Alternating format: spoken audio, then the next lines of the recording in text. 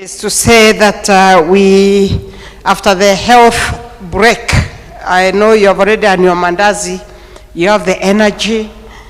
We're going to start talking about the ethical and governance mechanisms in government.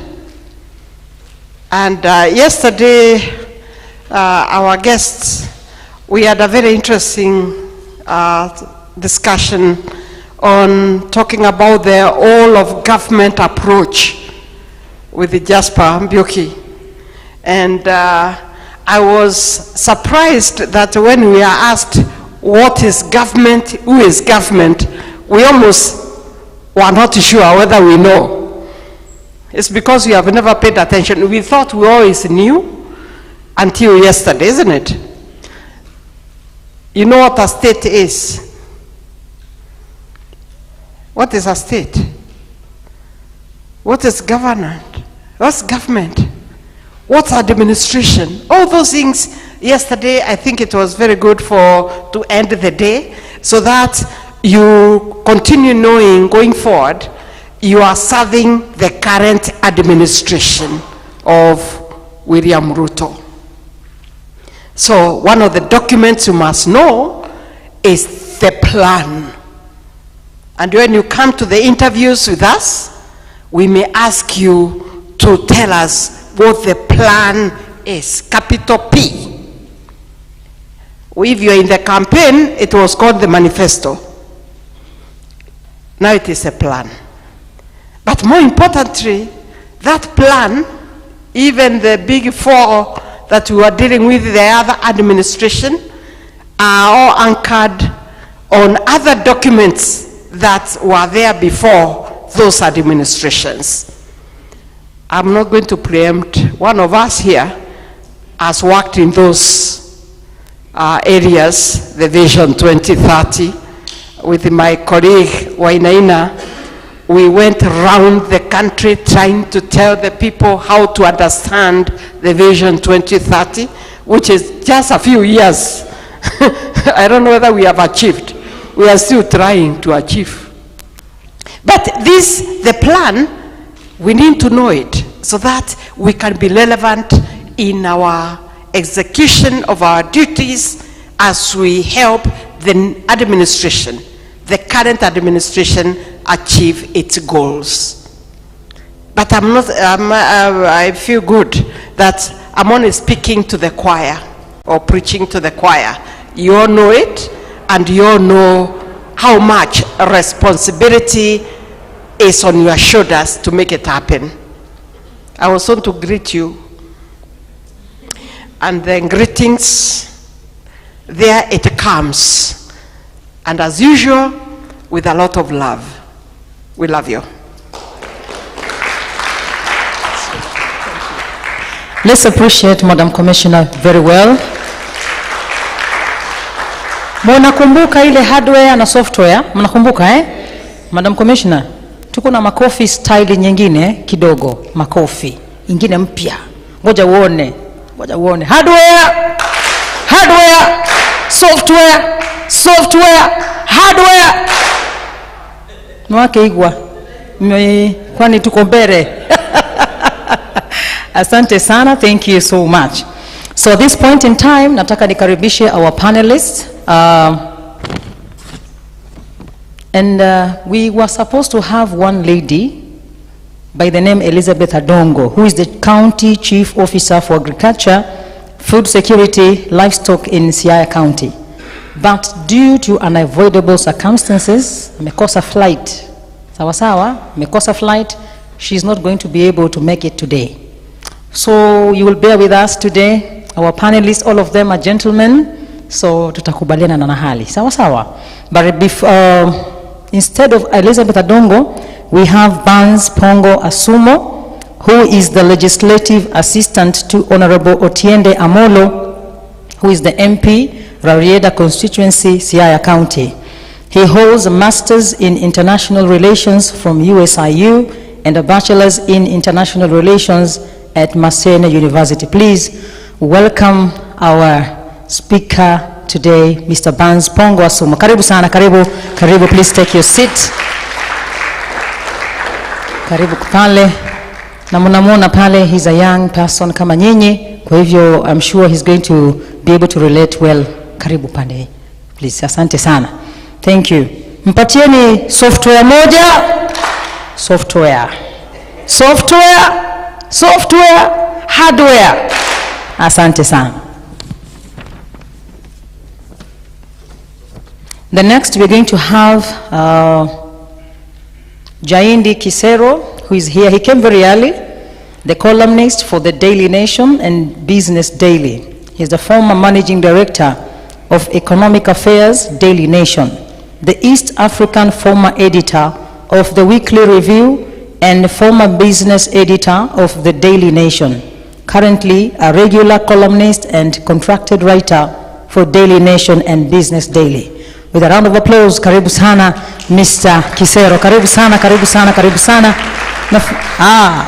Bas. Hardware, software. Asante. Thank you. And the last and not the least, we have Professor Wainaina Geturo, Senior Lecturer, Department of Management Science. Professor Wainaina holds a PhD in Agricultural Economics, a Master's in Business Administration, and a Bachelor of Education. He has extensive working experience with such organizations as the World Bank, where he was a senior educational economist, CARE International in Kenya, where he was the regional coordinator, University of Nairobi Enterprises and Services Limited, where he was the deputy managing director and the business development manager. In addition, he has been director of the social and political pillars under the Vision 2030 Delivery Secretariat, a board member of Capital Market Authority, and a board committee member at the Management University of Africa. Recording in progress. Currently, he is harvesting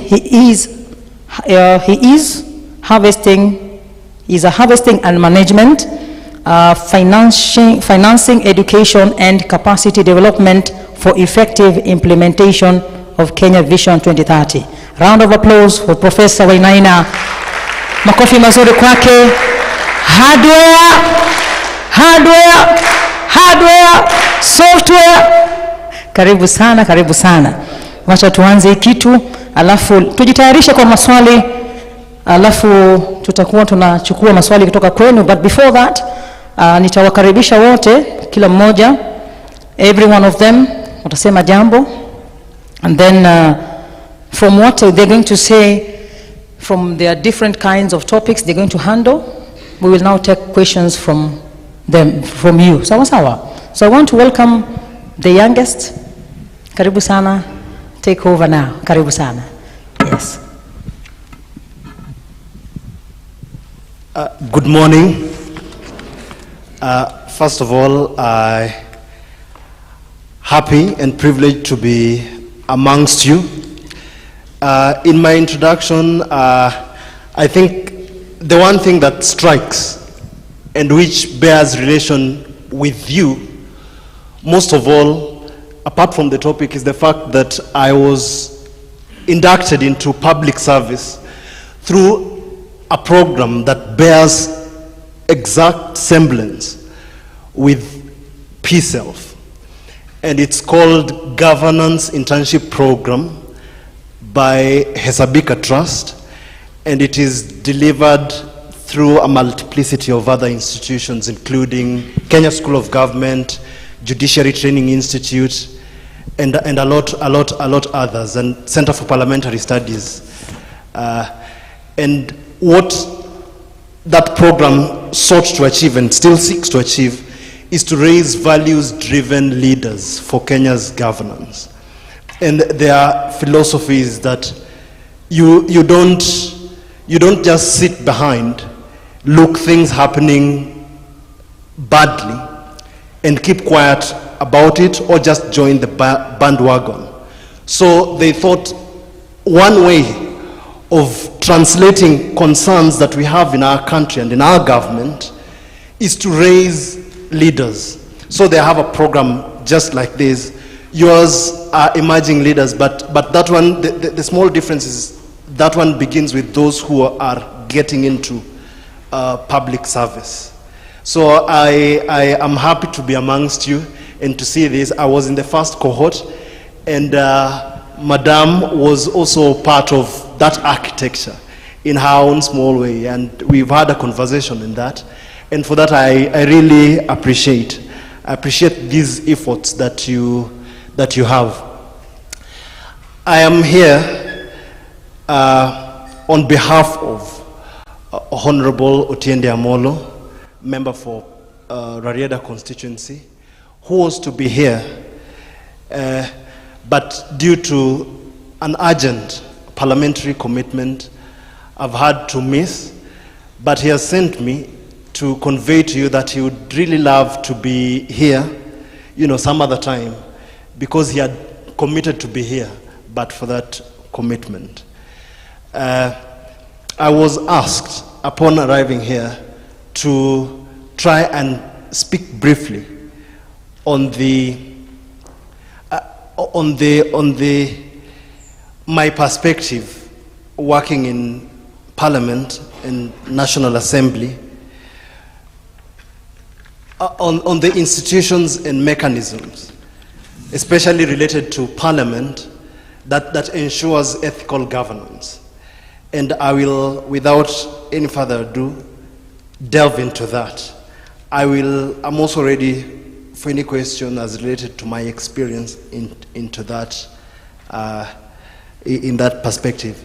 We all know the role of Parliament, especially the triad role of Parliament, which is legislation, representation, and oversight.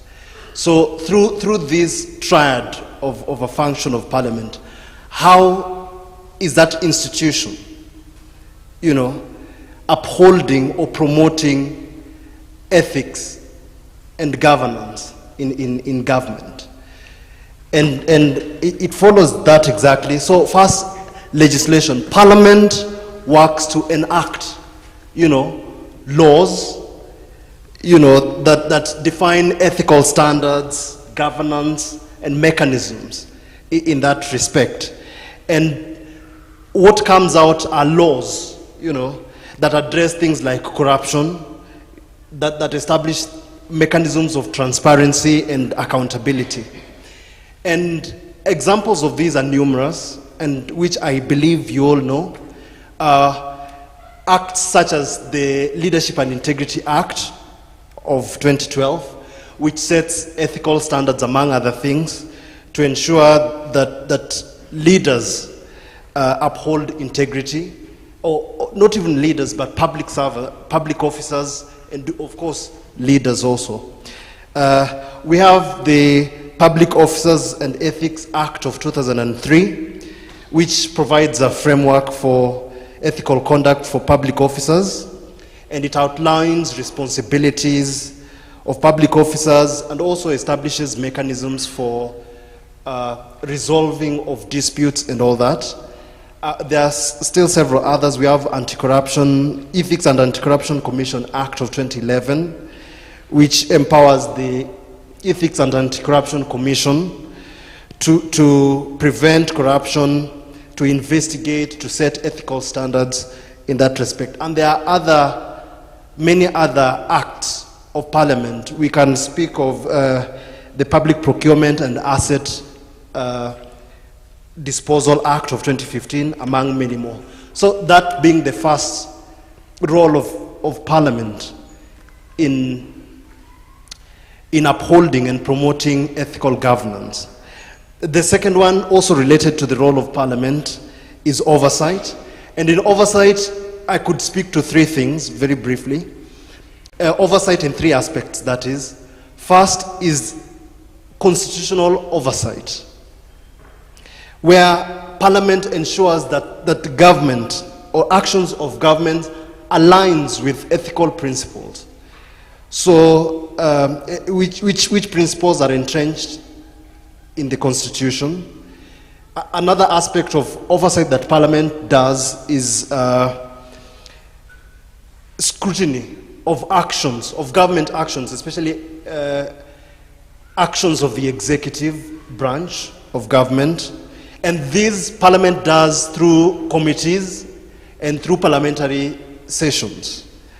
And here, members of Parliament investigate and also hold the government, especially government officials. Now that we're speaking about conduct of public officers, officials, the institution holds these individuals accountable for their actions, and also accountable for if there is ethical breaches in that regard.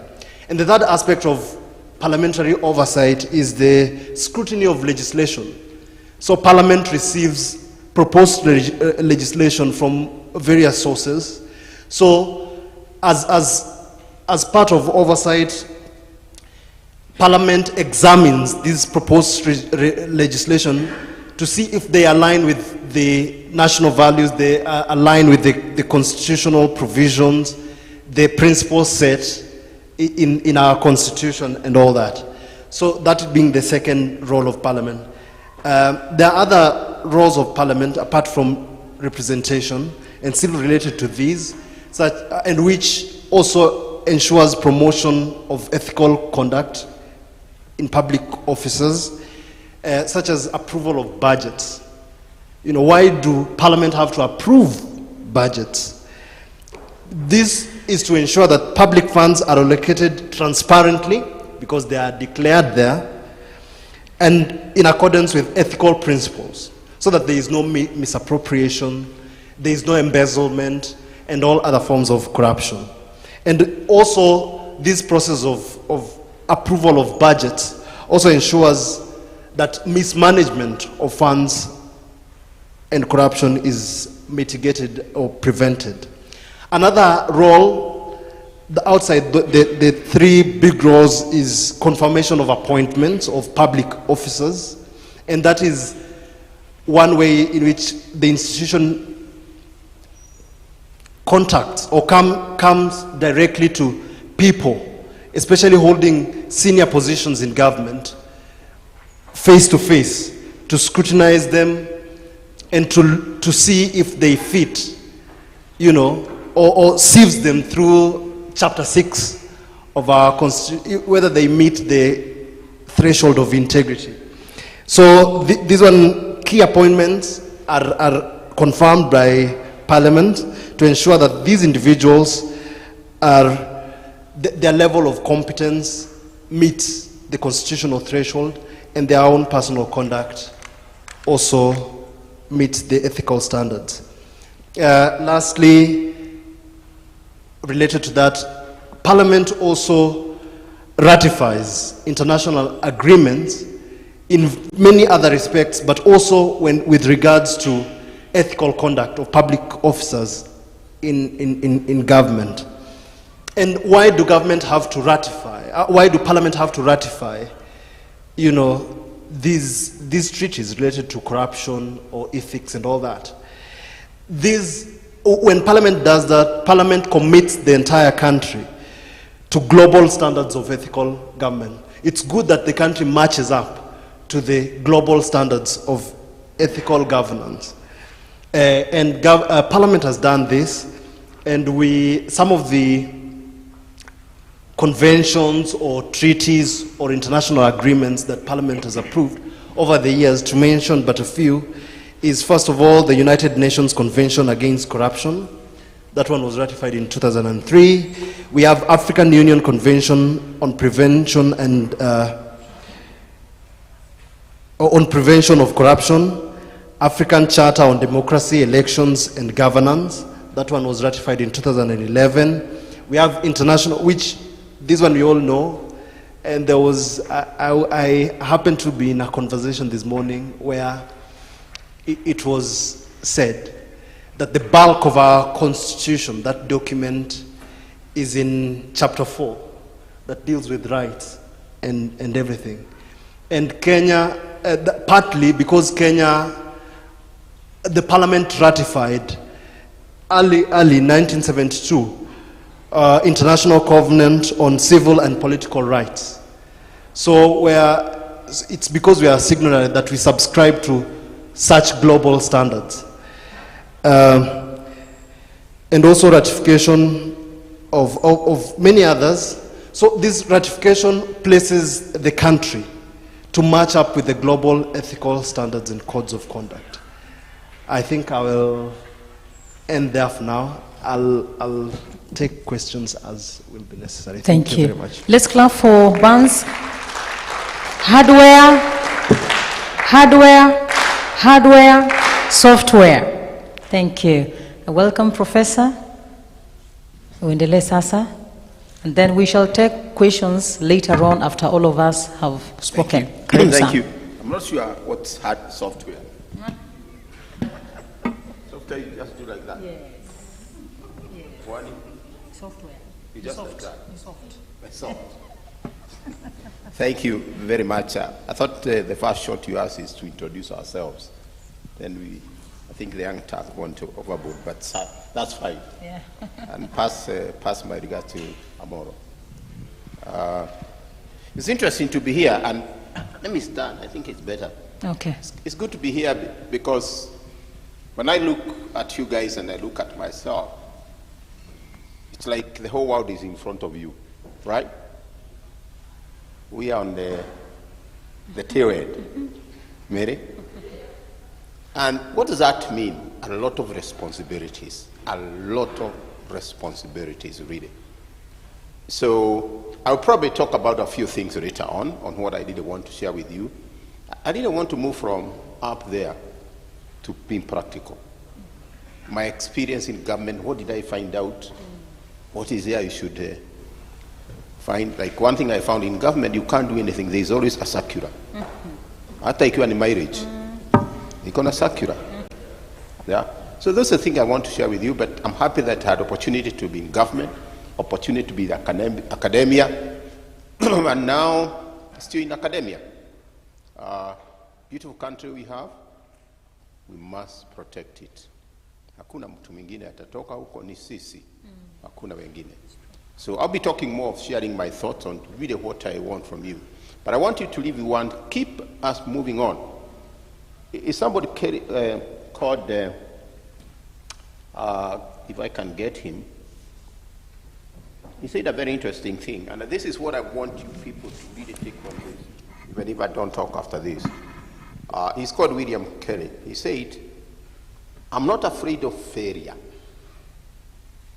I'm not afraid of failure.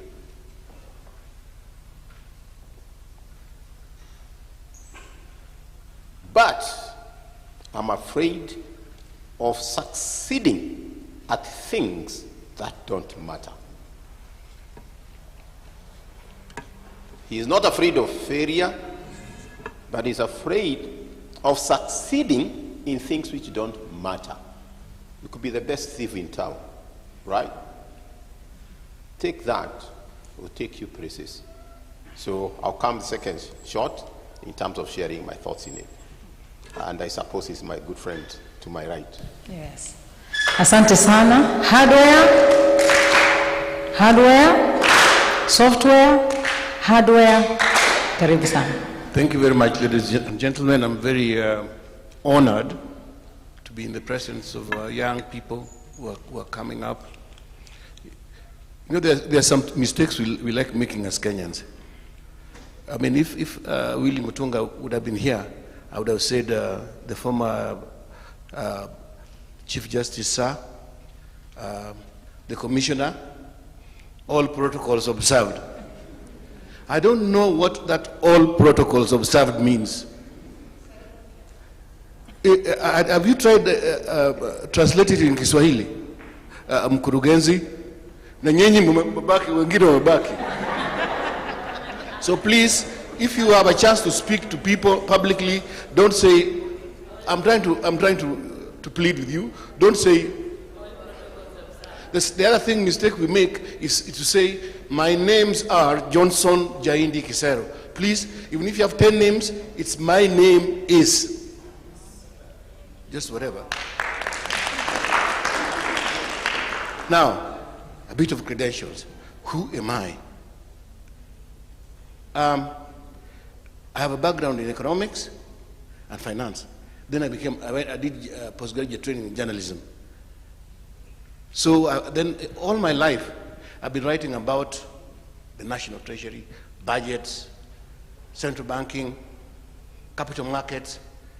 That's the area, and issues to do with corruption. Reporting and, in journalism, there's this thing called a beat. If you're a sports guy, you're in the sports beat. So me, I was in that business and economic and public finance beat.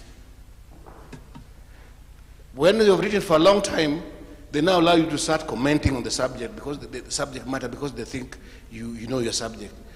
So I've been writing and commenting about some of these things for the last 30 years. Week in, week out. So like a fly in the wall, I've seen them trying to introduce new laws to finish corruption. I've seen them to introduce new institutions. And I've been writing and commenting and seeing the ones that didn't work and the ones that don't work. So, listen to me. I think because of that, you will agree with me that I deserve to be listened to. Yes. Shall many as of that opinion say aye? Aye. The ayes have it.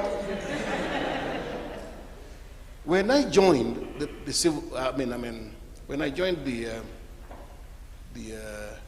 journalism, my interaction with civil servants were people who used to wear horn-rimmed glasses. Yeah? Some of them used to brush their hair like that and have a cut, a Rory, yeah? And they're framply dressed, but you're so disciplined. When you saw the character and the way they behaved, you're so disciplined. You didn't see people who are in this business to look for money. I mean, if you know a guy called Harris Mule, if you John Bindio, I can count their names. But most of the guys I'm counting are guys who worked at Treasury, because that's where I worked more than many years. The civil service has changed. Today, they carry guys, mineral water carrying types, gym types. And there's something in management theory called esprit de corps. It means a group of people who think alike will make right decisions. That esprit de corps has kind of, over the years, degenerated. So, I think you guys are coming to the civil service at the right time, when we want to restore the right attitudes. Yeah? Not this get rich quickly types. That's, I say that just as a way of, because I don't want to speak again. Now, Mr. Kimeu and Willie Mutunga and our friend here are lawyers. So they have talked about corruption and governance from the legal standpoint. So now listen to what a storyteller thinks, because what I've done all my life is storytelling. So I'll tell you some short stories. I don't want to take too long. I'll tell you some stories and how this corruption thing has evolved as I sat on like a fly on the wall, watching them trying to change things. First, the broader context. The reason why this society is so permissive to corruption is some of the attitudes we have. I know we analogized corruption as food. Haven't you heard them say sharing the national cake? That just means corruption. We say sharing the national cake. And there's some Kenyan saying, a goat can only eat where it's tethered. Yeah? And then in a system of patronage, the biggest problem with corruption is patronage. That when we are elected, we're not elected to go and do programs and whatever. Our people elect you so that you can go and help their grandmothers when they're sick, so that you can take their wives so that you can do for them Harambes. So because of that patronage system, it has made corruption systemic. And that's why corruption has been difficult to fight. When I started writing about this thing, we used to have an office of somebody called the price controller. This was around in the 90s. And the last holder of that office, and I'm hoping the commissioner, you can reach her to get her to share experience, was a lady by the name Sarah Wainaina. She was called the Office of the Price Controller. In those days, we had something called, you can call it a command and control economy. The price controller had the powers to decide all prices. She could describe, she's the one who set the price of a tie or a needle, everything. And every year, manufacturers would go to her and say, please allow me to increase the prices of pens or the prices of unga. Or she was a powerful woman. Her name was Sarah Wainaina. She still lives. She lives in huh? You're the Wainaina, the husband.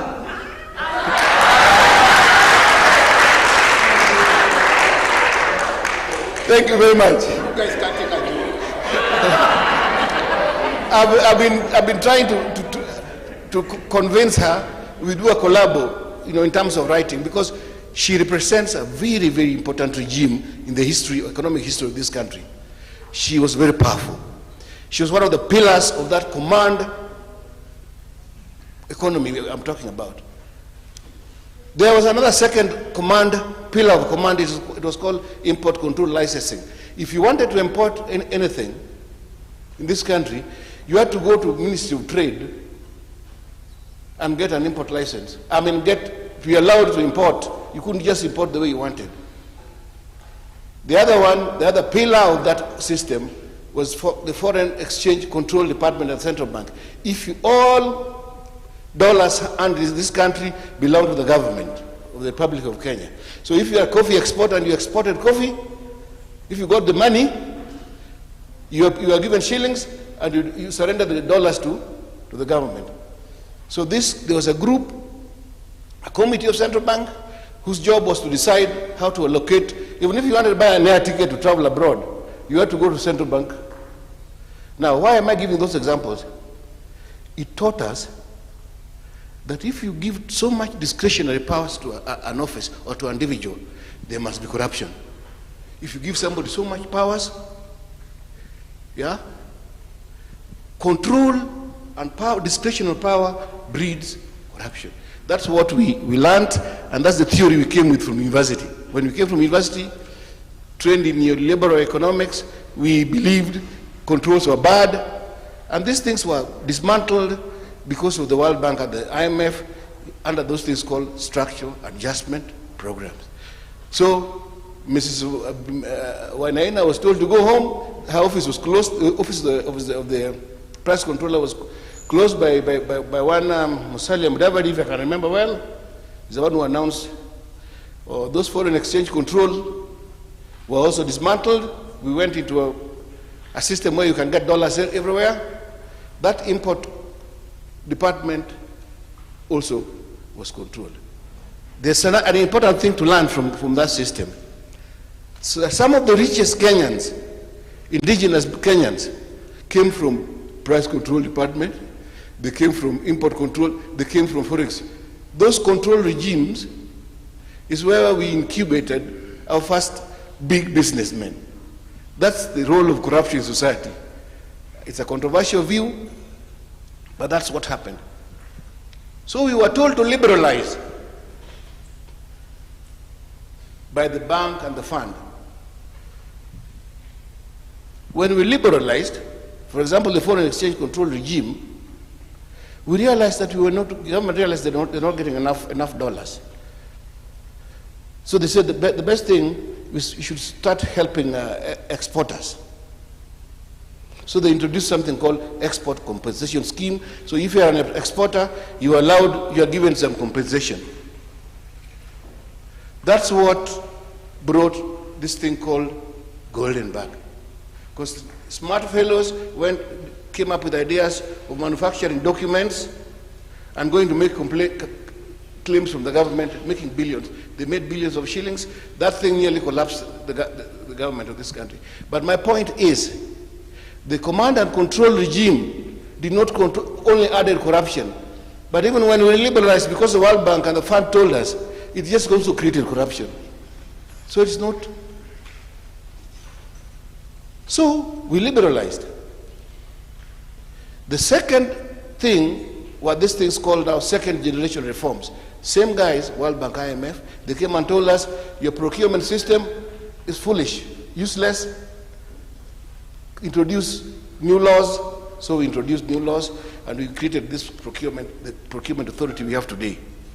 When I became a journalist, we had a center, one place where everything the government was buying beyond 10 million was done by one office, one body called the Central Tender Board. Yeah? And all chairmen of former Central Tender Board became millionaires. Yeah? If you track them, they all became rich people. Just like today, any civil servant who works for procurement becomes a billionaire. True or false?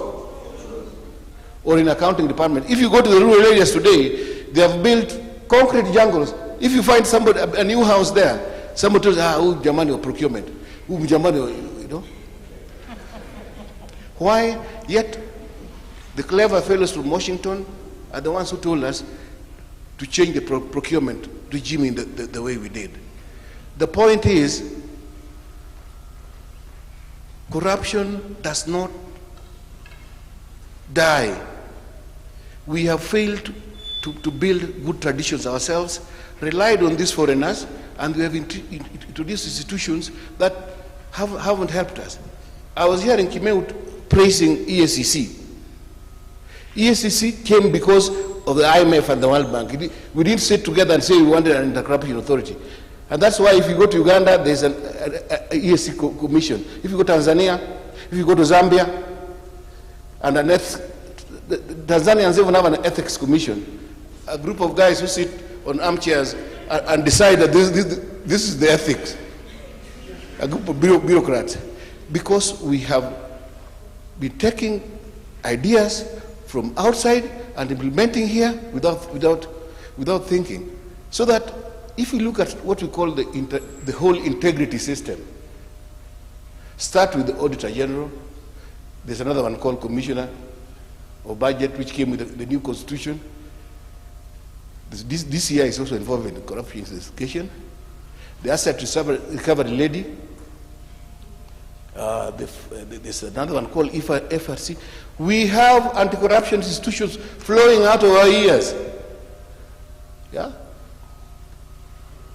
Yet you know, if you are running a supermarket and you realize that there's no stuff on your shelves, what do? Do you bring in more people to control shoplifting? Or do you concentrate on marketing? Or if you're running a nightclub and you're not getting traffic, people are not coming in there, do you concentrate on putting bouncers when the place is empty? This is what we have done with anti-corruption institutions. And I'm speaking here really as a journalist. Please take my views as a journalist. I know journalists may not take us very seriously because, like the other president said, gazeti ya kufunga jama. So we have overpopulated our systems with institutions that are looking for corruption. And I also believe that corruption will not end by taking people to jail.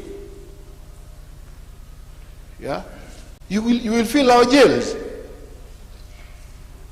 The easiest way to kill corruption is to reform our institutions. Reform of our institutions. And in my view, before I sit down, the most important reform that we must do as a country, and I had the privilege of speaking at the Kenya School of Government, I was invited by Felix Kosgei. I was talking to accountants, and I said, if by any bad luck I became the head of public service or the president of this country, maybe through a coup, I'd use that short time before, when I'm invested, and the time, if you must be short dead, at the time I'm short dead, to make some very radical decisions. One of the things I'll do is a thing called accounting reform. I don't know how many accountants are in this place. The biggest cause of corruption, in my view, in this country, is this thing is the accounting system the government uses. It's called, if you have done any accounting, you will have known about cash accounting, as opposed to accrue accounting. I'm glad the government is saying that they now want to go there. And I've appealed with Mr. Kosgei that if he wants to make an impact, because part of the problem the civil service has today is there's no face, there's no champion at the top. When you used to say head of public service, Simeon Nyachai, he used to walk with a swagger of a war general. When you said Sally Kosgei, she said something and things moved. Today, I think Felix Kosgei is struggling to restore the power of that office. Public service must have a name, must have a face, and I think we are moving in that direction. But I say that the most important thing is we must change our accounting system so that we can have ministries giving us financial statements every month like they do in South Africa. Yeah?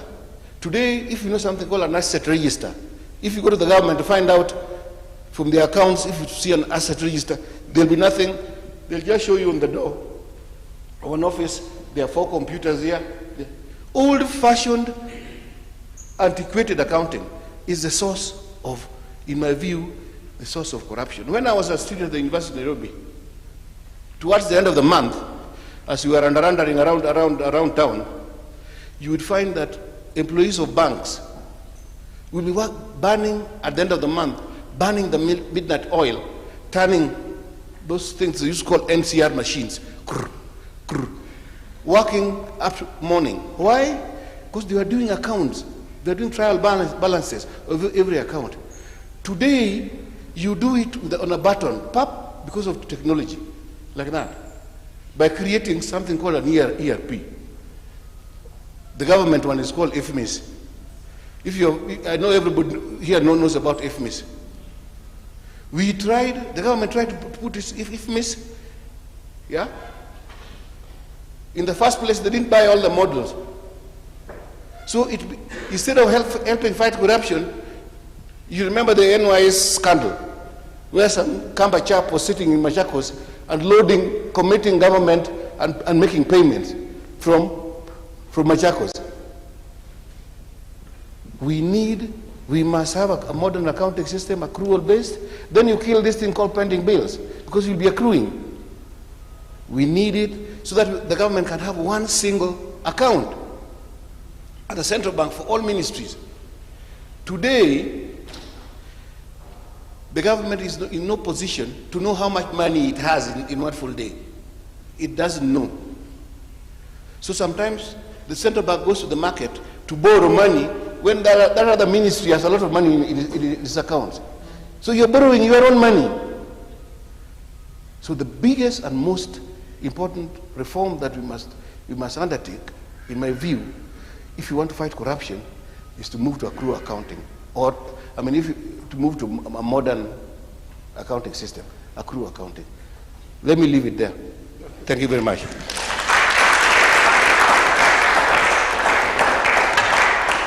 Thank you. I didn't know journalists can also talk.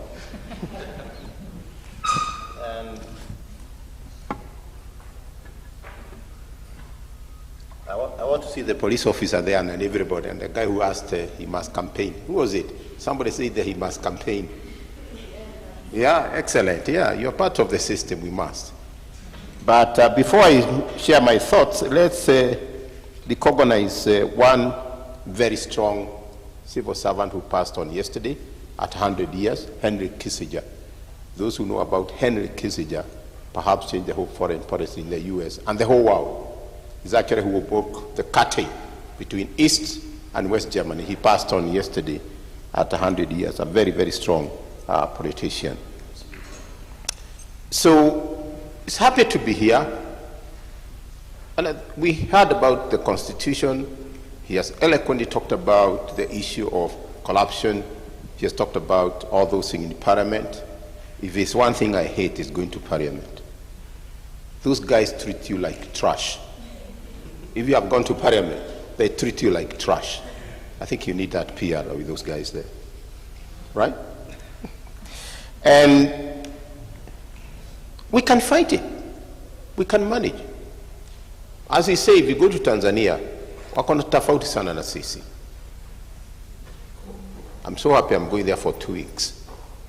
Because that country moved from a country to a nation. We are still a country.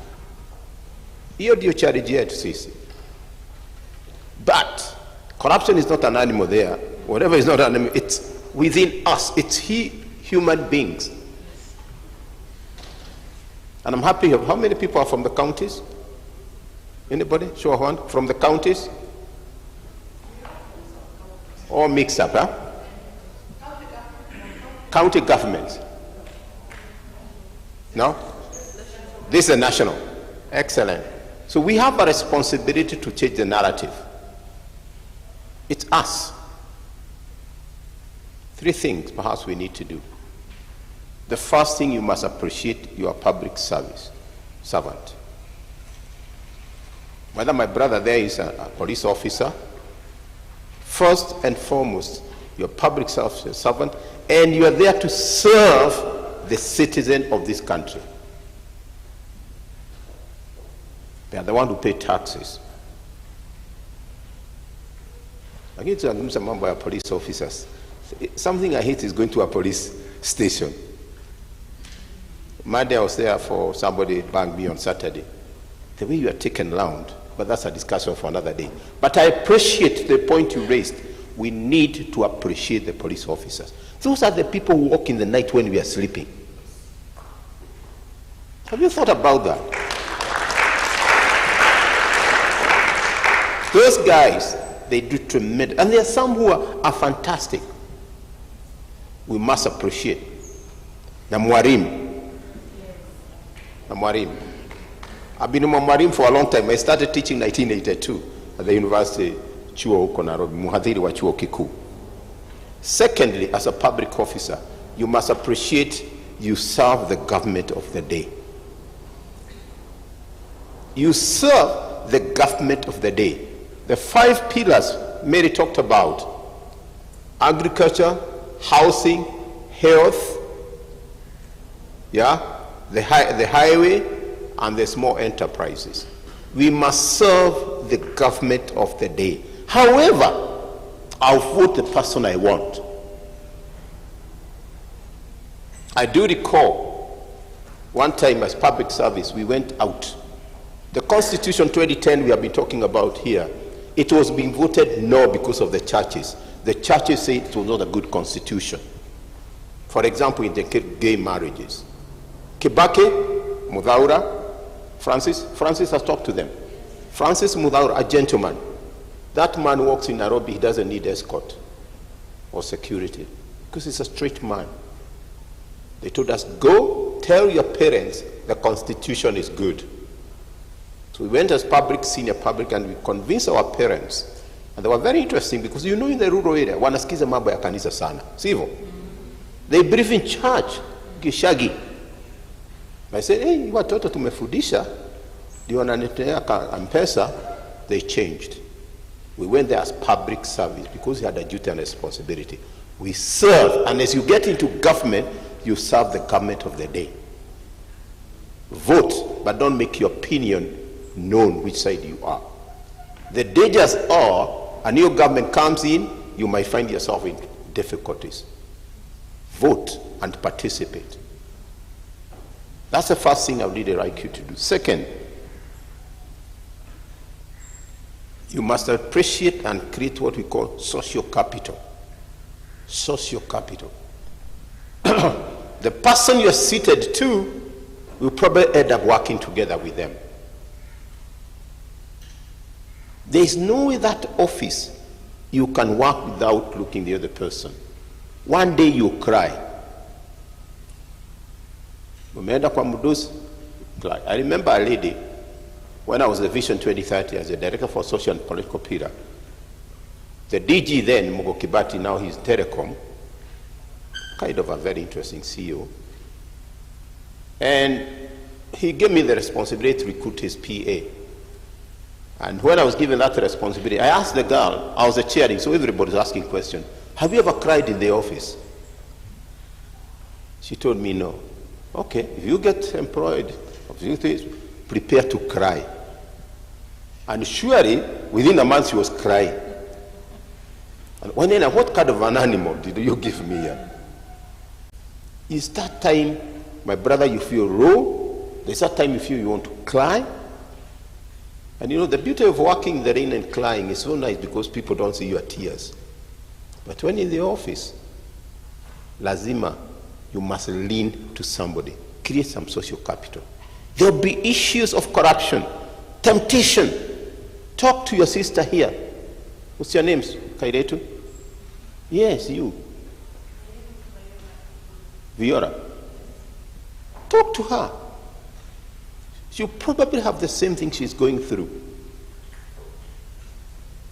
Let me give you an instance, and this is what corruption comes in. When I was the Director General for Kenya Vision 2030, we wanted somebody to market the government. And a lady now is a governor, was a CS. So I said the CEO, I selected her, I selected him, and I selected her to go do the procurement and look at the financial, look at the technical. So at the end of the day, you won. The name again? My name is Sylvester. Sylvester won. Name again? Sonia did not win. Sylvester, rightfully, the committee has evaluated you. You have won it. Sonia here knows the CS. So she goes talk to the CS. The CS calls me. I say, Wanena, you need to meet Sonia so that we can reverse that kind of, we have given Sylvester. And I said, that's fine. That's your respect. The hierarchy in government you have to respect. Then we talked and then we met with Sonia, and precisely we met at Serena for breakfast. Then Sonia tells me, you know, I've been acting government, I know you have given us Sylvester. Is there a way perhaps we can give it back to me? And surprise, surprise, it's all Madam. He had a bag there and I looked, there was like 1.5 M cash. Very, very. Besha, besha. Very, very, very. Kairetu. And I look, my account had 300,000 shillings. No, it was about what? 70,000 my account. The temptation is so high, right? Kajikaza kana mwanaume. I'm not taking it. I told the gentleman, let's have lunch. Please go to the office. Know what could have happened? The people I've appointed to be in the committee will be the first one to report to him at the nation that I changed from Sylvester to Sonia here. The consequences, you'd know. So Sylvia went, complained to the CS. CS called me. She read me. Kusomewa kabisa. And I listened. Then I said, fine. I took a letterhead. I took the paper with the letterhead and I wrote and I said, subject to our discussion, telephone conversation, is this what we have agreed? Nikaita mtu wa pikipiki, nikapeleka kwake. I never got a reply. What did I do? I covered myself.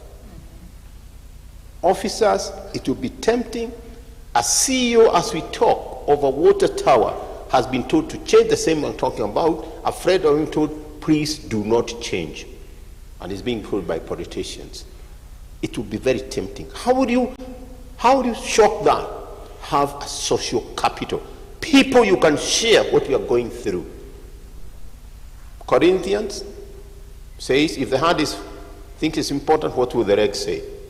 You must form as a group. Second cohort, right? Second cohort, Miri? This is the second cohort. Yes. The class of second cohort. Form that partnership. Thirdly, You must grow. Seize the opportunity. Shika hii opportunity. You have layer, among few people who have been taken in public service. When I was in Form 2 in Komolai High School, a rural day school, remember there was this, what do you want to be life? I remember I wrote, I want to be a professor. And I wrote it 2 F's. There was this Muhindi, he could not call me Wainaina, he used to call me Banana. Banana, no, it's 1 F. But I've worked and I got what I wanted. I'm a full professor of the University of Nairobi. I thank God. Oh, sorry, we don't say the University of Nairobi, we say, I'm the professor of the university. Sorry for putting that one there. Of the university. So you must grow. Seek opportunities in the ministries you work. Scholarships. Go to the Leadership Center, Mandera. Go to Kigali, they have a leadership. Grow. Sikalia masikio. Sivyo? Msichana kwangu. Let's grow. That growth will make your future. That growth will make you there. So 3 things I would really like you to do as you get to this hub. You must appreciate the responsibility you have as a public servant. Secondly, you must leverage on partnership and social capital. And thirdly, grow. Seek the opportunity to grow. It's open for you guys. However, those three things must have or must be anchored in one thing I call integrity. Integrity. Warren Buffett, some of you know who is Warren Buffett, one of the humblest, richest person in the world, said 3 things. Sylvester could be the brightest guy in town, right? Sylvester could be the most knowledgeable person with a lot of energy. But he looks, you could have all that, but if you don't have integrity, he will not take you. He will not take you. And I tell my students, you could get an A of 90%. Chuoni, ule amenda chuoni, very difficult to get an A of 90. But you as a third, I have no respect for you. Integrity. Integrity. What is integrity?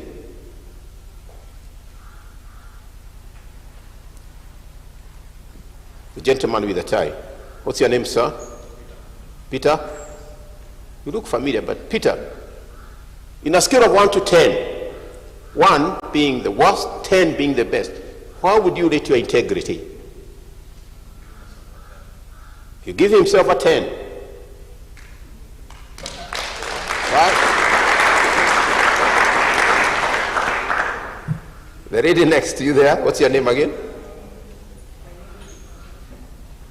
Yes, you. Priscilla. What scale would you give yourself? Scale? 9. She'll give herself 9. My brother with the tie here, the one who asked the question this morning, first one. What do you give yourself? A 9. I'm looking for my brother, Mohammed. Mohammed, is it Mohammed or is, what's your name again there? Maina? Lemayan, yes. Out of 10? Integrity, you are either 1, so you're either 0 or 10. You cannot say my integrity is 70%. Kwani that is the Guinea Zanani. That's what you entail as good people. Having integrity. And what is integrity? Is the doing the right thing, and the only person observing you is yourself. Sivo? It's you doing the right thing, but the only person observing you is yourself. You could be lying to yourself, my sister, there, Sivo. But when you say, Wainaina, this is not the right thing, that is the level of integrity. Let me finish, and I want to finish with the two famous people we have heard. Mwalimu Julius Nyerere, who created Utu in Tanzania, who brought ethics, who brought integrity, managed to move Tanzania from a country to a nation. He said, great leaders, and I have no doubt in my mind, I have no doubt whatsoever, you guys, perhaps Priscilla and the team, you are destined for that. I think you should even be emerging. And I was challenging my colleague Mary. I would really like this cohort, first cohort, and this to be followed through. In 5 years, who shall we be? You see where I'm headed? The academic comes out. Let's follow you, Kairetu. In 5 years, where are you? Uko jelo or whatever, na tumekuja hapa tumezungumza na nyinyi. Nyerere said, great leaders like you defy the circles of corruption and trappings of power. Great leaders defy the circles, all those candidates with pompous, of corruption and trappings of power. And that gentleman did a lot. He saw the importance of having university in Nairobi, Makerere, and Dar es Salaam, a lot of land. Our recent and God bless his soul, Kibaki, yeah, mnakumbuka hiyo is no use. You remember his statement, and those who had the opportunity to work with him, he's such a gentleman. He was so important. Mary, you remember? I remember one time, and I'll share with you that, and you notice there's no institution except one which is named after him. You ever notice that? It's only, if you go to work at Bete University of Nairobi, there's a library there called Mwai Kibaki. It was a fight for him to agree. And you know why he agreed? Joe Wanjui. Joe Wanjui was the Chancellor of the University of Nairobi. They are buddies to death. So, hiyo ni kisomo sawa. Priscilla, right? I hear they are also bomb experts here, right? Watakwambia ikiwa na shida hiyo. So Kibaki, Nairobi to Thika, when it was made the way it is now, people wanted it to be named after him. So first time, no. Siyo jia tunajua kule inatoka na kule inaenda. No stories. Mara tatu tukatuma Wanjohi. Nick Wanjohi was a PA. Silimwambia. And the story ended. Part 2. Kenya Airways, Naikuni then, Kimunya, Minister of Transport, Uhuru, the Minister for Finance, and Kibaki on second floor, and I from the Vision 2030. Kimunya, the one who said, I'd rather die and resign, people are interesting, Kenya Airways wanted its own terminal. There is no airline in your own country that doesn't have its terminal, because ndege inaleta hela ikiwa hewani. A prince makes money when it's there. There's a matatu. The matatu makes money when it's moving. That's why they do what it to us. So, like Kuni, Kimunya was saying, we must do a terminal for Kenya Airways. Uhuru is saying there's no money. Typical finance ministers. 20 minutes, 30 minutes discussion, the president is quiet. Mumemaliza? Yes, tumemaliza mzee. Hiyo terminal tutafanya. And the meeting ended. That is now giving direction. That's why Kenya Q now has his own terminal. But what did Kibaki say about leadership? He said, leadership is a privilege. Leadership is a privilege. To better the lives of others. Leadership is a privilege to better the lives of others. Replace Kibaki with yourself. You have been given that opportunity by God to get here to live, change the lives of the others. It's a privilege, because not any Kenyan can be where you are. Even my brother there from Turkana, where are you from? Saburu. Yeah, even from Saburu. Is that hotel still nice there, the river there? Taenda huko. There's somebody marrying from our side, so I'll make sure I'll be there. The life of others and not, and goes to what my brother has been saying, and not enriching yourself. That's corruption. Let me repeat again, because this is what we'll see you in 5 years.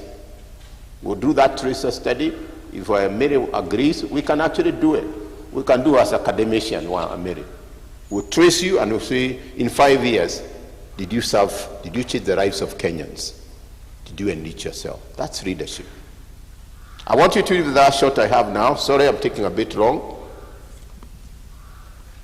Now let me tell you the social point I was talking about. The most day wasted in life is the day we don't laugh. If a day goes without you laughing, you have wasted that day. Hata mkiwa hapa nafikiria kesho nitakuja. So yuko na disco jioni. Na Priscilla yuko hapa. Haya.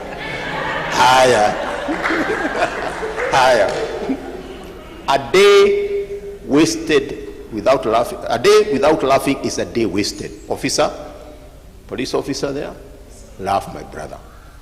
The social capital. Being with the buddies. I'm happy at least I've made your day laugh today. But I like this because I'm a very strong believer in God. Very, very strong in God. I don't believe in churches. I have no apologies. But I'm a strong believer in God.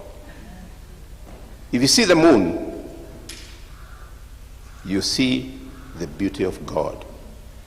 I watched last night, you watched the moon.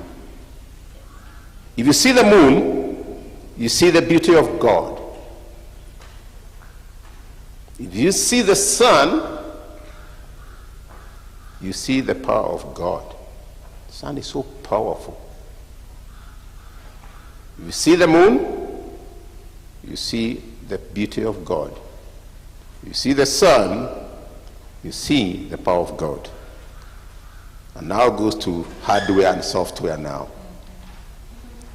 If you look at the mirror, what do you see?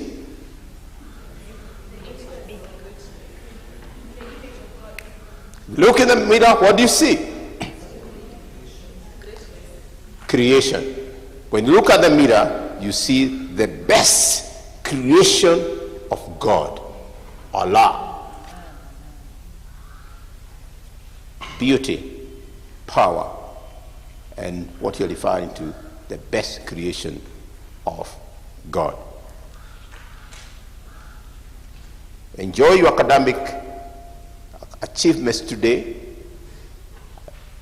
Really thank God of the achievement of so far. All you have acquired today and in the future. And I wish you a fabulous time ahead as you get to the public service. Practice integrity, integrity, integrity. Asanteni sana.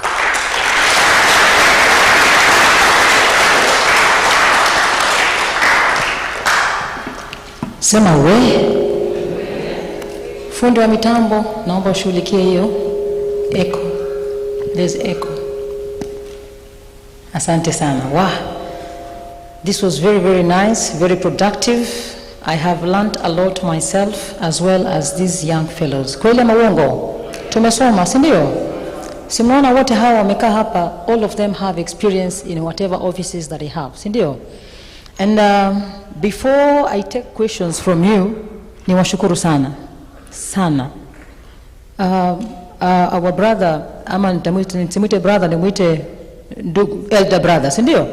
Mr. Kisero. Akiwa anafanya kazi, amesema ameandika, he has written for over 30 years. How many here are 30 years and above? How many? Mimi niko 30 and above. Hata wewe uko 30 and above. Na kuna wengine ambao Bwana Kisero ulikuwa unaanza kuandika walikuwa hawajazaliwa. So umeona mikono bado haiko hapa. Kuna nyingine haipo. So whatever he was saying ni vitu ambavyo viko na experience ya hali ya juu. Profesa ako hapa, amefanya kazi kwenye serikali na saizi yuko pale alipo. Yale amezungumza yote anaongea mambo ambayo anayajua with so much experience. Our brother here, ndani ya parliament pale. Umejionea mengi na kwa umri wako hata kama ni mdogo, but he has managed to be where he is and he has seen things and he is going to see many things. So akiwa nazungumza hapa, nazungumza akiwa na experience na insight ya hali ya juu. Niseme service to God, service to humanity, is service to God. Sawa sawa? Tunaelewana vizuri eh? Service to humanity is service to God. So whatever you do, whatever you're doing, wherever you're doing it, kumbuka kwamba vile amesema integrity, you're going to be able to be tempted. Mara nyingi sana utakuwa tempted, lakini kumbuka integrity ya kwamba service to humanity is service to God. You might be doing things ukifikiria no one is watching you, but there's God in heaven who's watching you. Sawa sawa? Kama kukataa kuchukua 1.5M, si kila mmoja anaweza kataa. Kweli ama uongo?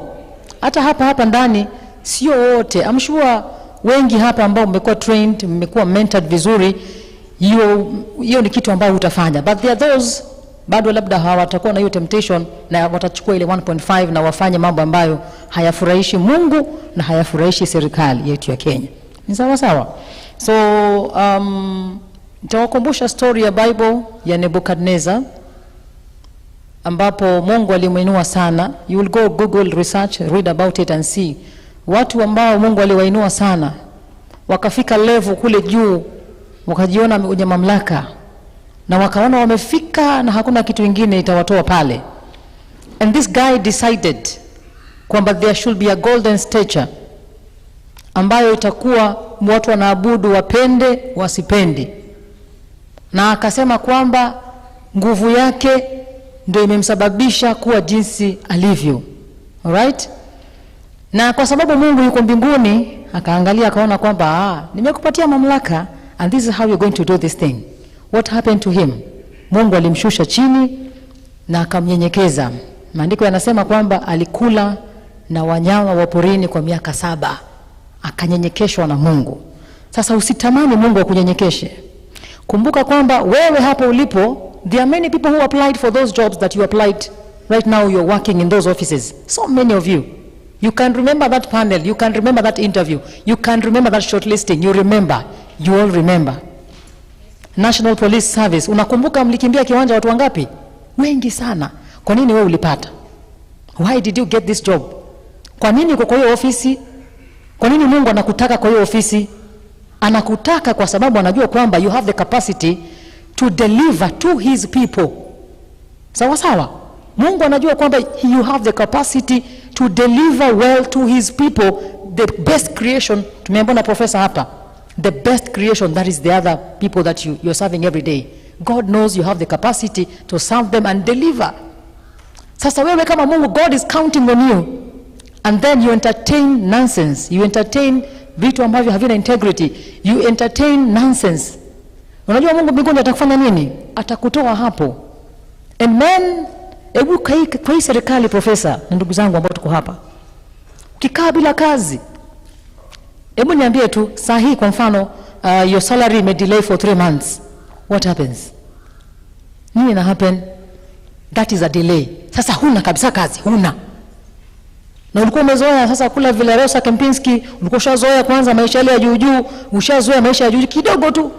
Alafu unakuta kiburi kimepanda sana, unakosa kutumikia watu wa Mungu vizuri, Mungu anakuangusha chini. Unaanzia wapi? Ama utakuwa kama wale jamaa ambao wakiwa wanatuomba pesa kwenye mitandao na walikuwa na hali nzuri. Si mnawakumbuka? Sitaki kuwataja majina. Katika mtandao mmewaona wanaomba pesa sana na walikuwa na nafasi nzuri Mungu aliwapatia, good influence, backup ya Mungu, walikuwa mahali vizuri sana. Waka misuse the opportunities, sahi hawana kazi, wanatuomba pesa kwenye mitandao. It shall not be so to you in the name of Jesus. Sema amen. Sasa I want you to, how many minutes do we have before lunch? So because I believe we have some questions kidogo. 20 minutes to lunch, eh?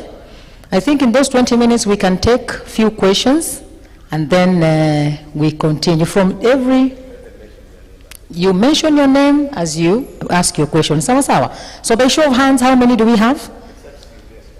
Except Sylvester. Yeye tumemjua. Asante sana.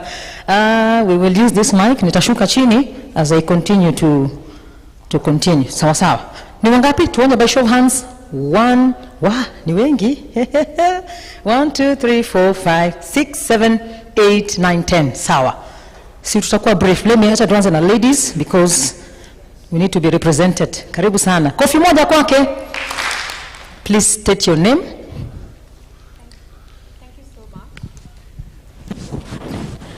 Thank you so much for the panelists. I have gotten so much insights. My name is Laura, and I'm a journalist. I work for the Kenya News Agency. I have 2 questions, one to Mr. Barnes and the other to Mr. Kesero. Allow me to read. My question to Barnes is, us as public servants, we are also citizens of the country of Kenya. And we usually exercise our constitutional rights when we vote in our leaders into even legislative positions. How can we as public servants, in as much as we work with the government of the day, we have to follow what they give us, how can we also hold them accountable as the citizens of the country for them to deliver whatever they promised us? My other question is to Mr. Kesero. I am a journalist, as I had mentioned, and I work for the Kenya News Agency, which is a government media entity. And oftentimes you find that as government journalists, we are highly censored.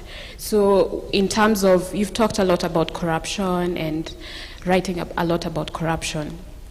How can we as government journalists leverage on our platforms to whistleblow on issues on corruption, judging that we cannot directly write negatively about the government, but how can we be part of the conversation around ending corruption?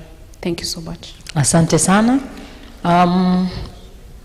We will take 2 ladies and 2 gents kwanza, and then we shall check our time, see if we have time.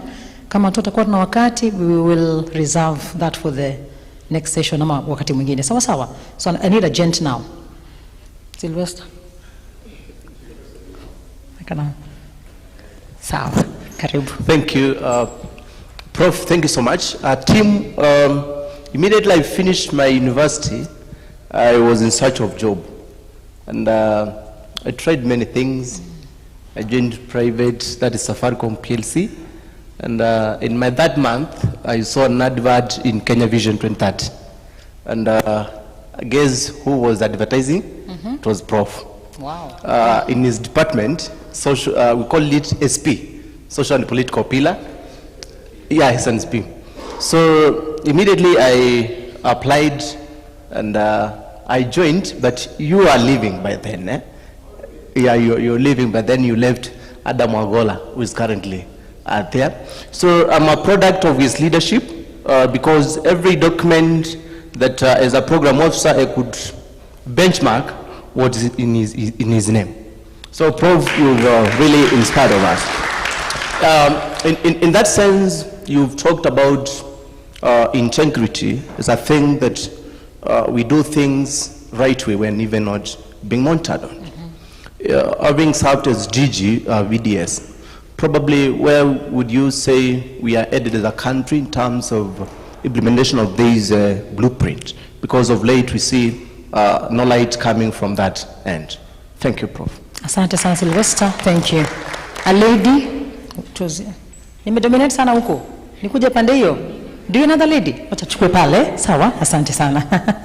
Hai, take the microphone, stand and say your name. Karibu. Asante. My name is Mariam. I come from the Ministry of Interior, Internal Security.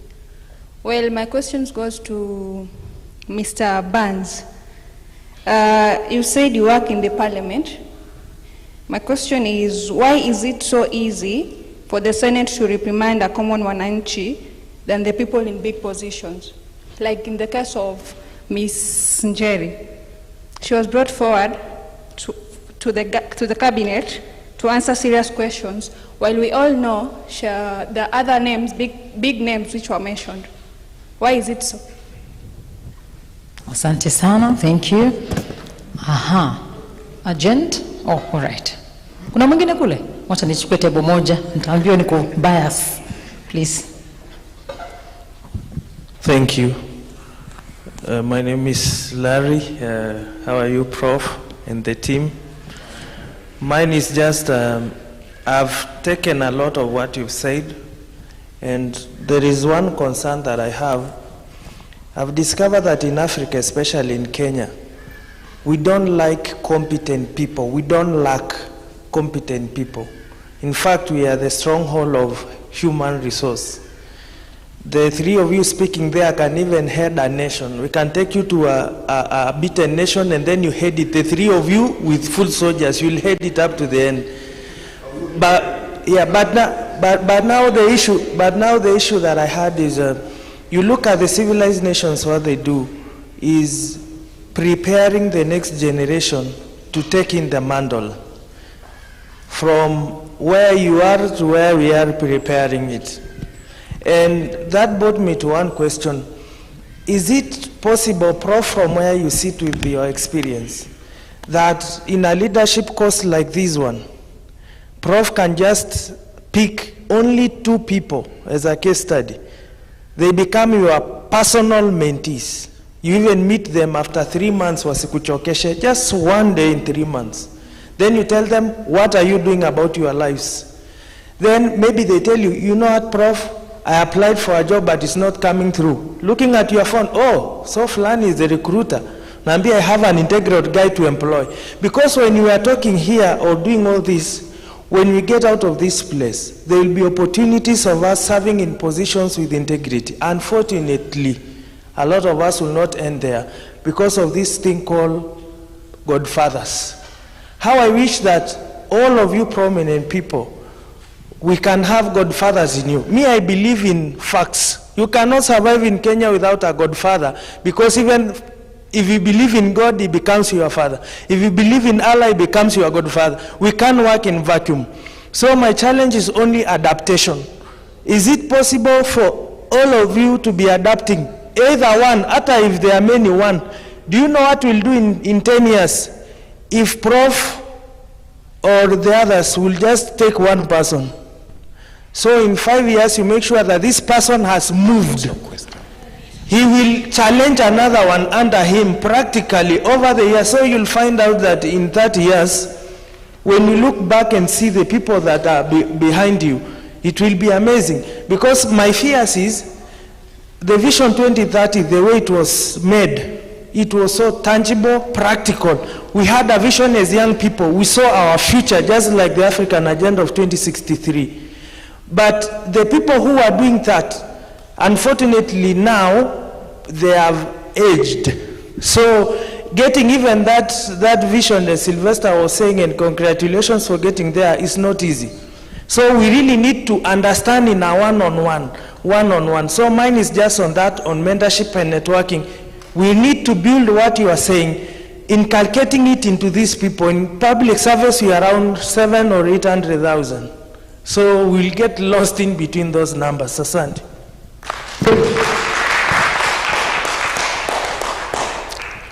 So we'll allow the panelists to answer those questions, and then we pick the next 4. So let's start with the youngest man in the panel. If my seniors can stand, then the least I can do. Yeah, I have 2 questions to tackle, and thank you very much.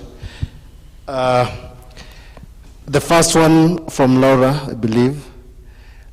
Civil servants also participate, in electing leaders who occupy these positions in Parliament. And your question is, how can we, as civil servants, hold them to account?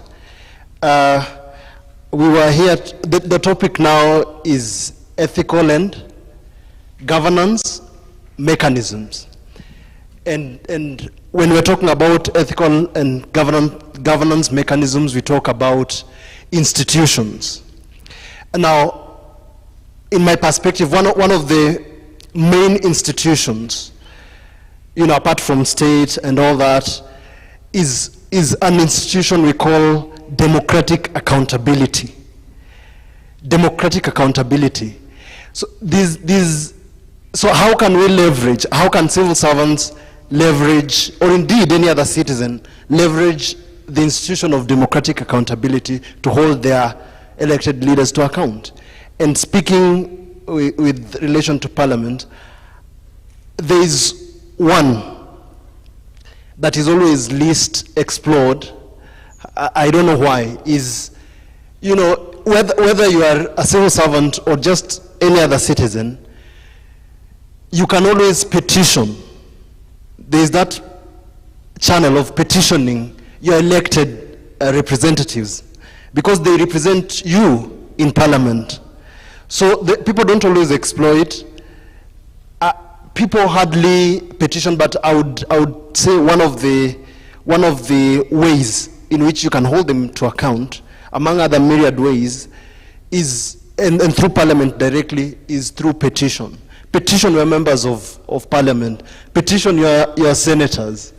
So that is one way of democratic holding your that's an mechanism of democratic accountability.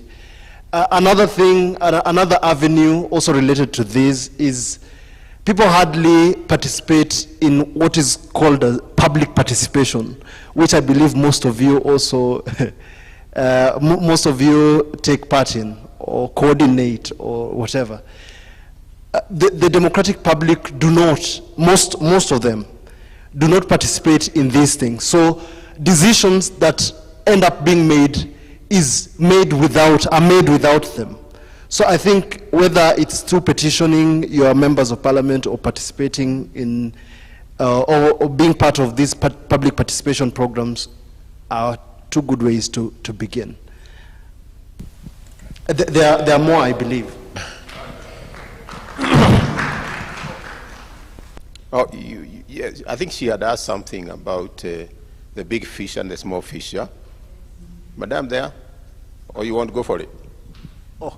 You still have more in it. No, okay. And thank you very much, because you've signaled that you want to tackle this. What I would say, why would the Senate, I cannot presume in my humble position to speak to an entire institution of the Senate and their decisions. It would be very arrogant in my position to judge why an institution would go for the small fish and leave the big fish. But your answer and your guess is as good as mine. Why would they choose to do that? Lack of integrity, or conflict of interest, and all that. But I guess that is why you are here. We need individuals. But again, also, we are the people who elect these very people we cry about later. Most of these senators, the House is mostly elected. So these are the people whom were chosen among the myriad of the populace. But I wouldn't want to, be here in a public forum to castigate or presume to speak or to criticize that institution. Okay, I think I'll go straight to the ones who was asked by Sylvester and Larry there, and then I'll try to catch what Nola has talked about here. Thanks, Sylvester. I can't agree with you more. I was exiting, I finished my contract with government, so I went to Chuoni, Kufudisha. I must say that the implementation of, we dropped the ball, and I blame the Jubilee government, really. I don't know why they dropped the ball, but it had a lot of issues behind the scene. We used to have a structure where National Economic Council was the think tank for the government.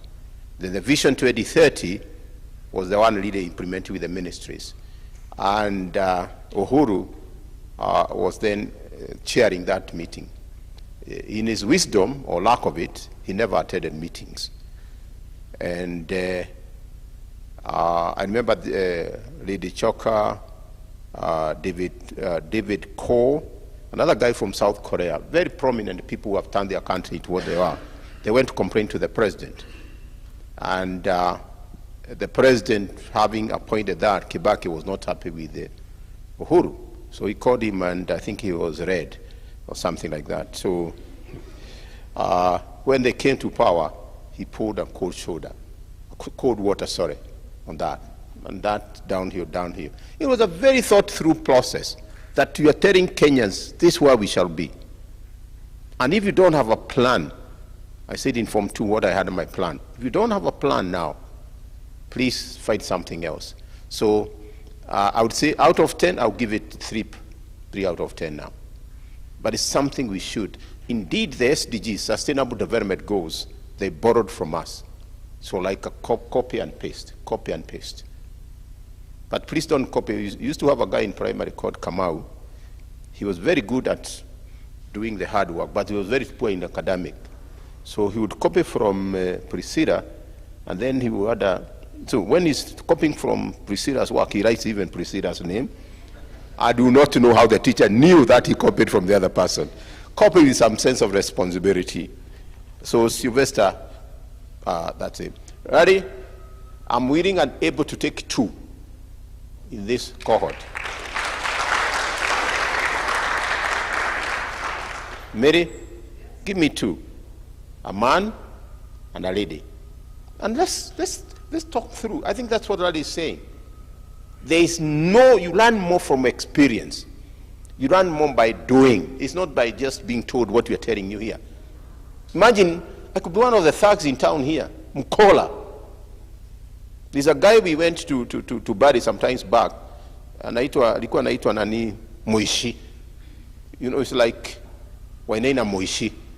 Moishi is a thief in Kikuyu.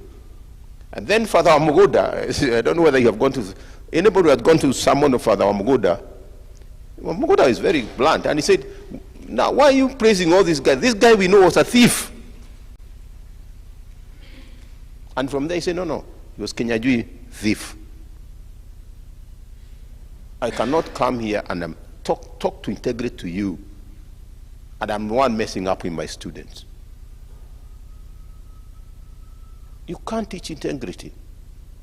You practice it. And I'm hoping that, Larry, if I'm married through Mary, I get to, we'll go through this. Saturday afternoons are very good times for me, from 5 to about 6. And then after that, I've always a Saturday date with my wife at Village Market. We have done for donkey years. You know, lazima upepereze huko nyumbani. Lazima ifanye. That way you get a visa to go to Mongolia. And you know God knows where Mongolia is. Nora, that's a good one. I think you raise a very fundamental questions. And he will come in, and I will support the second one. I'm working for government, but I'm supposed to educate people as a journalist. How do I hold government accountable? Right? Work through them. The story itatoka huko Lasini usijari ni ya huyu. That's something I'll do myself. Because one of the things, we have a lot of thugs around. People you can't trust. I was in Germany about 2 weeks ago, and it's interesting. 1.5 weeks, we were given a ticket for the train and buses. For that 1.5 weeks, nobody asked us our ticket, because they trust we had the tickets. 1.5 weeks. The trust they have. That's what Utu. And that's why perhaps go through him. The second one you raised was the issue of, and he will answer more there. I think the other one was my sister there. Was the name Madam? Mariam, sorry. Because Madam is for Madam, you know, ladies. Thanks, Mariam. And I noticed very good arrangement, Mary. Every table there are ladies, except the last one. Is there a lady in the last? Oh. Was that by design? Well done. I'm really impressed that you have a lot of ladies in this. And it's the same thing we are saying, Mariam, my sister. It's the issue of, when I see you, what do I see?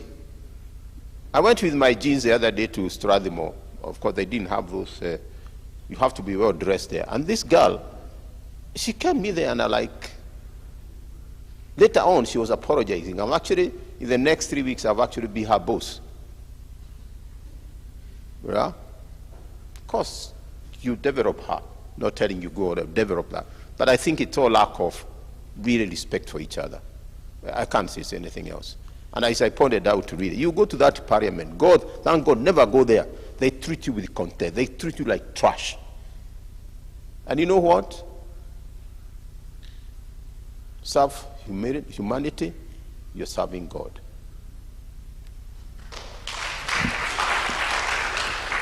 Thank you very much.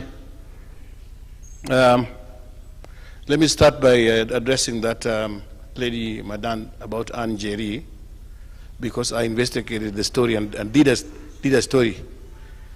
For people who don't read, please read a newspaper called Business Daily. It's on the internet. Every Friday, you will see me sitting there pontificating about the future of Kenya. And you can call me and call me names and say I don't agree with you and all that. If I can get all these guys to be reading my column, I'll feel much better. Now, but the thing is, the Anne Njeri case, we wasted so much time because this woman called Anne Njeri came and claimed that she had imported a consignment of oil from a Russian refinery. It passed through Abidjan and then got it into a vessel that was coming to Nairobi. And then when she came to Mombasa, the boys took it away from her. We wasted so much time discussing that matter. Because if you talk to the guys, or rather, you know, after that she went to CID and was given the Mambo Matatu treatment. Yeah? She got the Mambo Matatu treatment. So if you talk to the Mambo Matatu guys, they believe that she had been sent by the other guys to sabotage that, whatever. If you talk to the other guys, the other side, they'll tell you that she was an agent of these guys. But the truth, or the single truth on that matter, Madam, if you're interested in that subject matter, is try to find out who paid for the oil. Because oil is, as we all know, is not paid in cash. You open an LC with a bank, and it's so difficult to trace who paid. So for me, that's what I went and got her statement from the CID and her claims, yeah? And I also tried to find out who paid for the oil. And I found out the oil was paid for by Galana. So I don't even know why she got involved in that matter, but that's a matter for the other day. Let me address. Galana is another company, one of the companies. That oil they opened an LC with KCB. Those LCs were confirmed by JP Morgan. Just ask the single basic question: who paid for the oil? Anyway, that's besides the point. I want to address the young journalists. Okay. If you write a story against the government of the Republic of Kenya, you will be fired. I can assure you about that. But you know, in the UK, there's a big radio station called BBC. We all know about BBC. They write stories that contradict the government all the time. But unfortunately, this is not the UK, the environment we live in. But please don't, you're still young, don't get locked up into thinking that you can't make it if you are not writing about a big corruption story about Anne Njeri. Leave that to old hags like us, right? You can do human interest stories that are as powerful. Human interest stories. What's to stop you from doing a story about an ordinary woman who has difficulties because of this and that in what they're doing? Or a business. You can do a powerful story without getting these stories of scandal and sleaze. And please take my number. I'm available for mentoring. If there's any journalist here, I'm available for mentoring. You can call me if there's any journalist here. Yeah, if you're finding it difficulty chasing a story, I can help you. The other thing is what this guy raised about brain drain. As Kenyans, do you have a problem of brain drain or undrained brains? What problem do you have? We have the problem we have is of undrained brains. We have enough, so you have a point. But I don't like what you said about you can't succeed without godfatherism. Just stick to your lane and fight to make a difference. And fight to be noticed that you are special and you're giving better service. In fact, people who believe in godfathers are the first group to, in a workplace environment, are the first people to say, oh, we Luos are being frustrated here, or we whatever. Just work hard and try to make an impact in the small space where you have been given. That will be, if you're not noticed by a Luo, because you're a Kalenjin today, tomorrow there will be another Kikuyu who will see you and realize this guy is a special person. So don't feel whatever. Take that fatalistic position that, you know, if you don't have a godfather, you can't go anywhere.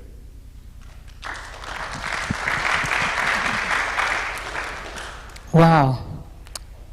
We have exhausted our time, so we really wanted to take more questions, but we can't at this point in time. So we are sorry about that. I think you will share your numbers in case vile umesema namba ya simu, right? Umemaliza? Okay, sawa sawa. Asante sana. So I want to Okay, Professor anataka kuwa na namba ya simu. Ladi 0722 0722 788 718. Say it again. 0722 0722 788 718. 0722 788 718. Hiyo ndio ya kwangu.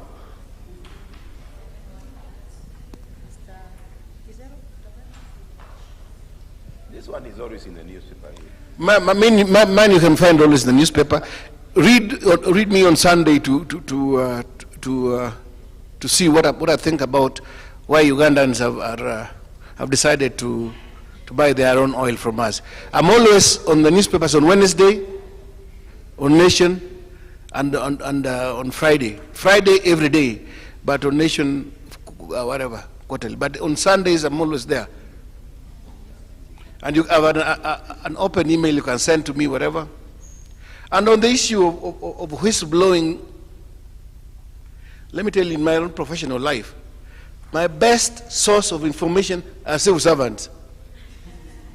Conscientious civil servants who realize they're being forced to do what Mr. Wainaina was talking about.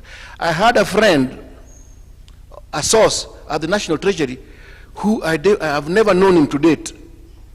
He would just drive with information and park at Serena, stop that parking and tell me, go to that car and take some documents because he didn't want me to see him.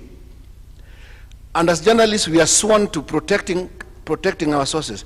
I have headaches when a civil servant who gave me information is about to be fired. I don't get afraid when the minister calls a press conference calling in names and threatening me. What bothers me and I get sleepless night is that somebody who gave me documents is in trouble somewhere. So it falls to what he was saying about social capital. Just make sure you are networking, you are friends. If you see something you think is not going right, without compromising your professional life and your security. I wanted to close the meeting, but go ahead. Yes, he wanted to, parting shot. I can stand once again to give my own perspective.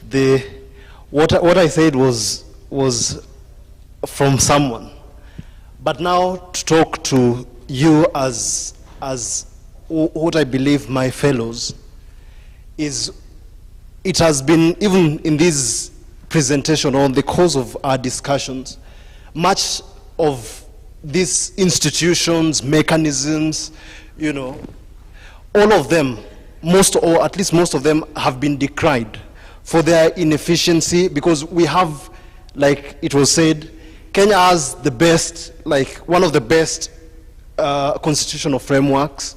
We have these statutory laws and all that. But one thing is consistent.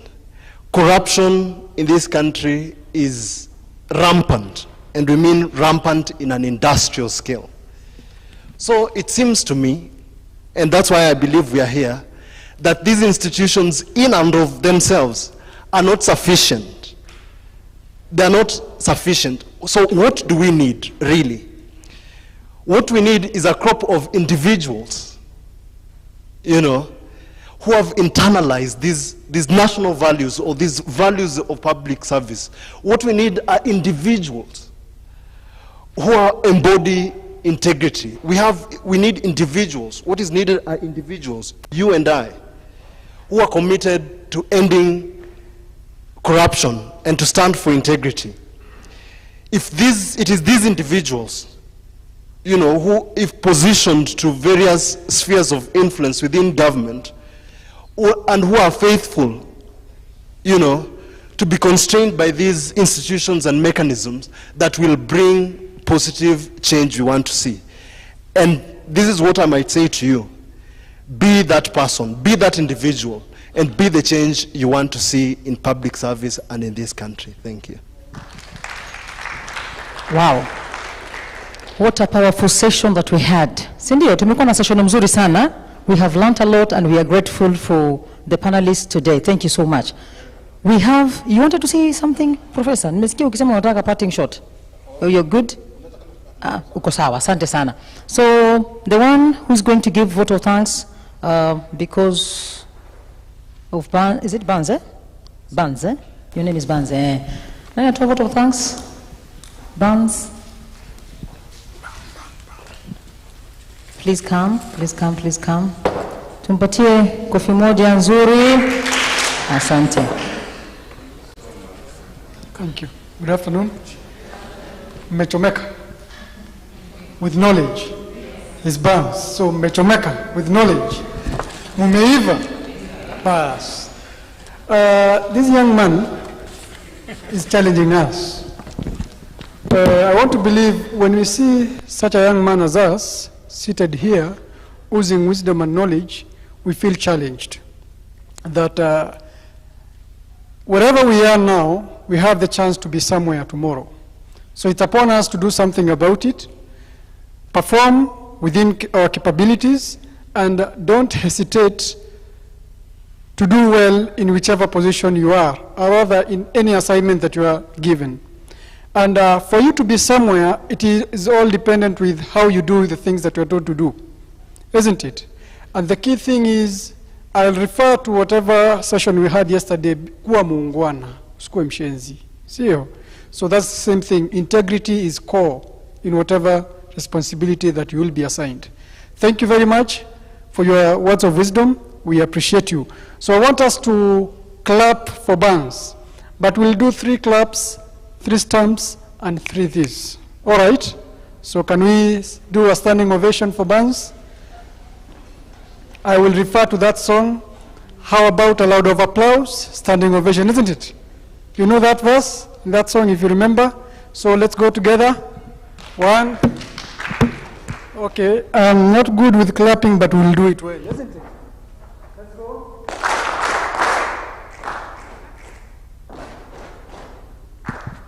Thank you very much, Banz. We appreciate you. Thank you.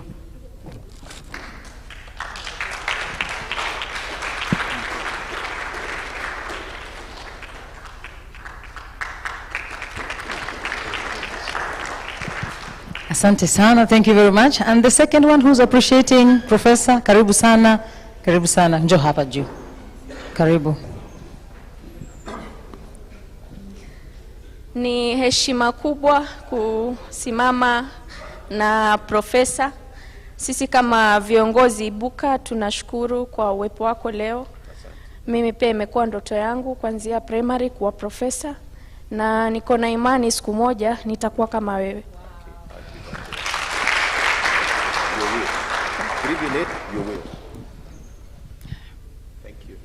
Makofi mazuri, makofi mazuri. Asante sana. And the next one, karibu sana ofisa wetu wa nguvu kabisa, njoo hapa juu uweze kufanya vote of thanks. Karibu sana, karibu sana. Tusiondoke, we will do a photo. Tusiondoke hapa we will do a photo I think after this. Karibu sana. Thank you so much for this opportunity. Just before I appreciate him, allow me to note something about Prof. What was the feeling when he was actually talking about your wife? Like, he didn't know that was your wife, but he was like talking positively about. That's okay. And then now that I've been given this opportunity, allow me to say something about undrained brains. Okay, I'm a police officer, but again, I am a procurement officer professionally. During segment, really? I want to note that during segment 1, I did some interview with the PSC. And then, fortunately or unfortunately, those guys have been absorbed and they have been called. But I asked to myself, I have background with the NPS, and then I'm a procurement officer.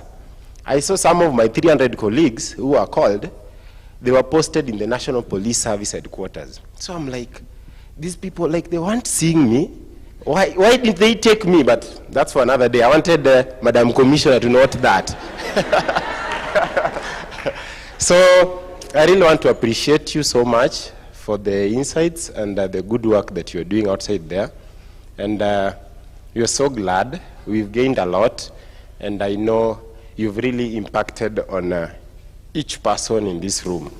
To the young man, I'm so glad and so happy. I'm so proud of you for the good work you're doing in the National Assembly. So thank you so much.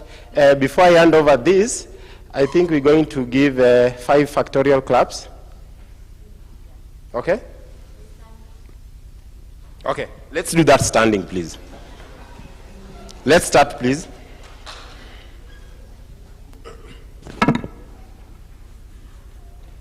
This is very funny.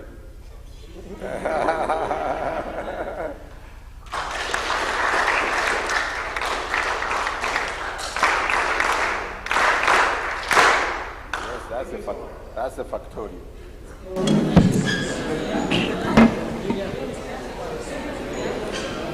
Asante sana. Thank you. I want to welcome now Andre to take over and close the meeting. Karibu sana.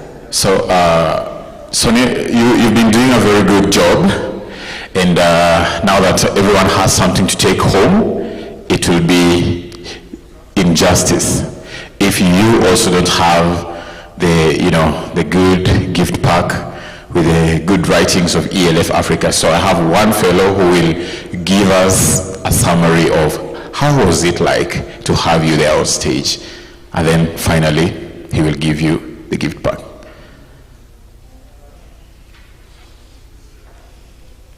Hello. So your job is to monitor and evaluate, okay? So now you are evaluating, give us the report.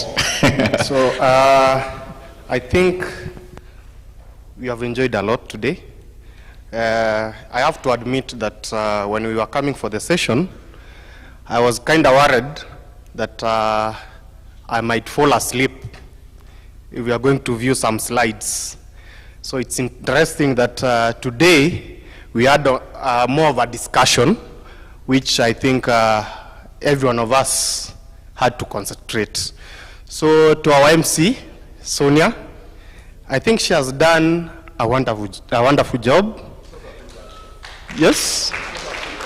Yeah, and she's also a good dancer. If you saw that, and I think we should invite her for the dinner tomorrow so that we can learn more moves from her as well. And we also learned a new way to clap, I think. Right. So in the spirit of learning something new, I'll also introduce new ways of new clapping type.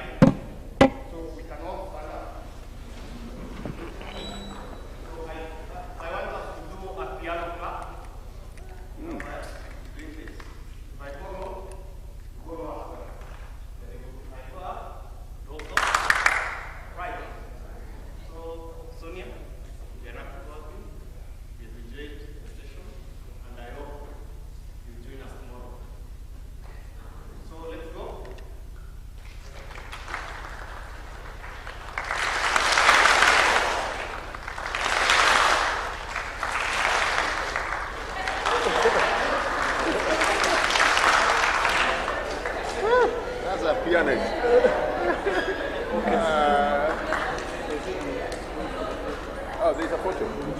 I thought he has taken already. Sonia, has he taken the photo? We are done. Andre, can we now take a photo pamoja na Madam Commissioner hapa juu? Tutoe meza ama zikae tu hapo sawa? What do we do? Where do we leave them there? We take on. Madam Commissioner, please join us. Yes. And then now you can come, Andre. Stella is here. Stella and Jerry, come, please come. We take a photo. Please come. You came right on time. Let's take a photo. A group photo.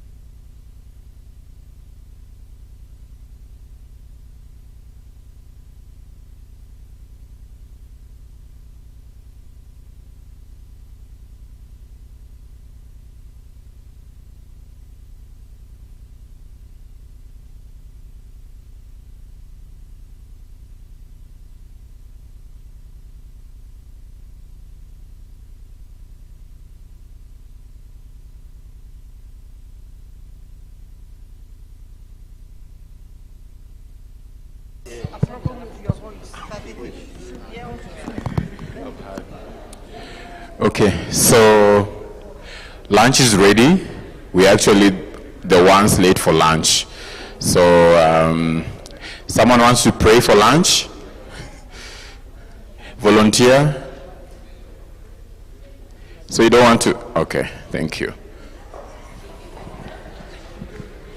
A brief prayer in a pause. It's okay. Let us pray. Mighty and everlasting Father, in the mighty name of Jesus, we thank you for provision of this food. Father, we pray that you may bless it and sanctify. Remember the widows, the orphans, and those who lack. Father, may you provide for them. In Jesus' name we do pray and believe. Amen. Good job.